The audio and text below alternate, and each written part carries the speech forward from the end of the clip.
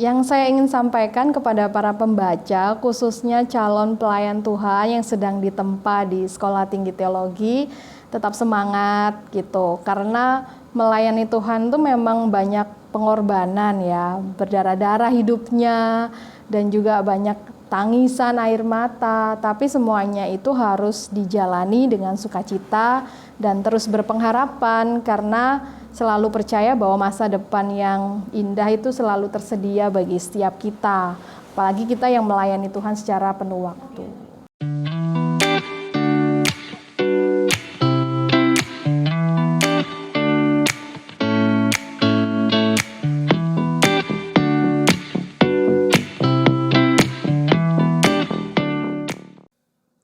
Hai guys, sahabat damai dimanapun berada, kita berjumpa kembali di acara Bicara Karya. Nah, pada kesempatan kali ini, aku Evi, aku sudah ditemani oleh seorang aktivis muda dari Kristen Ortodoks yang beberapa waktu yang lalu sudah menuliskan buku berjudul Sapikah Aku Ini Tuhan. Nah, dari judulnya kita udah dibikin penasaran kan teman-teman, kita langsung kenalan aja yuk sama penulisnya. Halo Kak Yuniar. Halo. Kak, boleh memperkenalkan diri dong, nama lengkap Kak Yuniar siapa sih? Ya, nama lengkapku Yuniar Dwi Setiawati. Jangan sampai salah ya. Oke, Kak Yuniar Dwi Setiawati. Nah, hari ini kita akan ngobrol-ngobrol terkait buku yang sudah ditulis oleh Kak Yuniar. Judulnya Sapikah Aku Ini Tuhan. Judulnya nih unik banget, Kak. Aku jadi penasaran kenapa sih kok bisa terfikir bikin judul seunik itu? Ya, sebenarnya judul ini aku ambil dari sebuah lagu yang aku plesetkan katanya. Boleh dong dinyanyiin lagunya? Jadi lagunya ini sudah banyak dikenal sama orang Kristen pada umumnya ya. Syairnya seperti ini. Siapakah aku ini Tuhan, jadi biji matamu.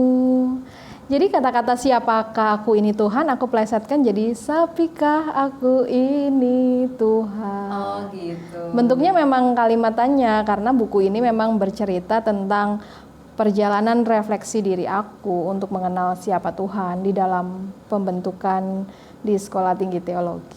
Wow, lalu mengapa memilih kata atau hewan sapi ya? Apa karena hanya mirip sapa atau ada maksud lain gitu Kak? Ada maksud lain juga gitu karena aku melihat sapi itu banyak manfaatnya ya. Dia punya susu yang baik untuk kesehatan manusia dan juga punya daging yang baik yang layak untuk dikonsumsi.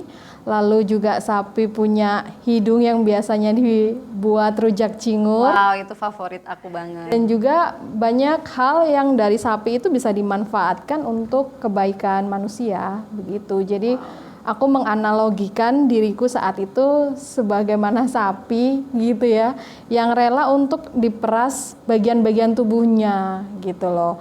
Dan aku analogikan dengan diriku yang saat itu benar-benar harus diperas waktu, tenaga, pemikiran, talenta, uang, perasaan, dan segalanya untuk melayani Tuhan. Jadi dipergunakan seluruh apa yang dimiliki untuk menjadi pelayan Tuhan ya. Nah Kak, boleh dong diceritakan sinopsis atau ringkasan singkat dari buku ini seperti apa sih? Ya, jadi sinopsis dan isi ringkas dari buku ini bercerita tentang pengalaman aku ketika masuk ke STT atau Sekolah Tinggi Teologi. Lalu di sana tidak hanya belajar Alkitab aja, tapi juga aku harus hidup berasrama dengan teman-teman yang berbeda suku dan karakter denganku, yang tentunya banyak gesekan kan yang terjadi, banyak nangis-nangis, lalu banyak belajar memahami satu dengan yang lainnya. Dan juga pengalamanku ketika magang di gereja gitu, ada di beberapa daerah dan terakhir aku memang magang di Jakarta begitu, dan aku banyak menuai pengalaman. Jadi kalau Kak Yuniar ini patut dicontoh ya teman-teman, dalam keadaan galau, sedih yang katanya tadi nangis-nangis tapi malah jadi sebuah karya gitu ya, ini buku ini. Nah melalui buku ini Kak Yuniar ingin menyampaikan pesan apa sih untuk para pembaca? Yang saya ingin sampaikan kepada para pembaca, khususnya calon pelayan Tuhan yang sedang ditempa di Sekolah Tinggi Teologi, tetap semangat gitu. Karena melayani Tuhan itu memang banyak pengorbanan ya, berdarah-darah hidupnya dan juga banyak tangisan air mata, tapi semuanya itu harus dijalani dengan sukacita dan terus berpengharapan karena selalu percaya bahwa masa depan yang indah itu selalu tersedia bagi setiap kita, apalagi kita yang melayani Tuhan secara penuh waktu. Wow, luar biasa. Nah, Kak, ini bukunya sudah diterbitkan dari tahun berapa? Dari tahun 2014. Oke, berarti kan sudah cukup lama ya.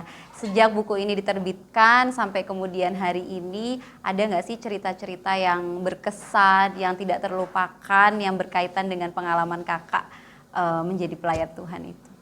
Sebenarnya cerita yang berkesan itu selama buku ini terbit sampai hari ini sekitar 8 tahun di dalam perjalanan rohani saya gitu ya, spiritual journey saya untuk mengenal siapa Tuhan. Akhirnya saya menemukan kedamaian ketika saya memilih berkeyakinan ortodoks gitu. Yang semula saya Protestan, ketika masuk ortodoks kan nggak ada tuh istilah imam perempuan. Sedangkan di STT itu saya perempuan loh dan dipersiapkan untuk menjadi pelayan Tuhan. Nah ini menjadi kontroversi sekali dan banyak pengalaman-pengalaman yang nggak enak yang saya alami. Apa tuh, Kak? Ya akhirnya banyak orang yang menyalahpahami saya. Kenapa harus masuk kepada keyakinan yang kuno banget gitu? Kenapa yang nggak banyak inovasi-inovasinya? Sedangkan kan dunia terus berubah. Kenapa kekristenan itu? Kenapa kamu harus kembali ke kekristenan yang mula-mula begitu? Oke. Nah, waktu Kakak memutuskan convert atau berpindah, itu kan banyak yang kemudian terkejut mungkin ya. Lalu apa yang Kak Yuniar lakukan gitu? Pertama yang saya lakukan adalah berdamai dengan diri sendiri, belajar berespon benar, tidak reaktif ya, tapi benar-benar melihat bahwa setiap kehidupan manusia itu selalu ada kelemahan dan kelebihannya. Jadi saya belajar untuk melihat sisi kelebihan saya supaya saya tidak terpuruk dan juga tetap memahami orang-orang yang berseberangan pemahaman dengan saya waktu itu. Begitu sih. Oke, jadi memahami dan menerima saja ya bahwa misalnya ada perbedaan.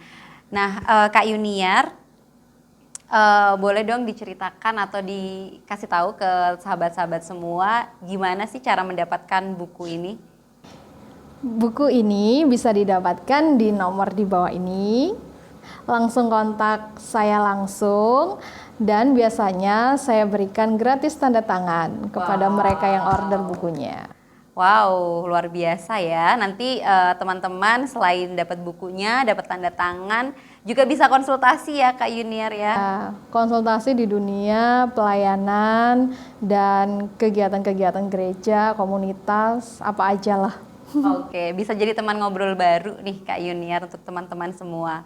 Baik Kak Yuniar, terima kasih banyak sudah meluangkan waktu di kesempatan kali ini, sudah berbagi pengalaman kepada kita semua. Semoga ini bisa menjadi motivasi untuk sahabat-sahabat damai dimanapun berada. Dan dari apa yang tadi disampaikan oleh Kak Yuniar, paling tidak ada satu hal yang masih teringat. Tadi Kak Yuniar menyampaikan bahwa kalau aku benar, belum tentu orang lain harus salah gitu ya. Dan ini aku boleh dong minta Kak Yuniar kita sama-sama ya membacakan kalimat itu secara bersama-sama. Jika aku benar, apakah orang lain harus salah? 1, 2, 3. Jika aku benar, mengapa orang lain harus salah? Terima kasih banyak Kak Yuniar sudah berbagi. Terima kasih banyak sahabat semuanya. Sampai bertemu di kesempatan berikutnya.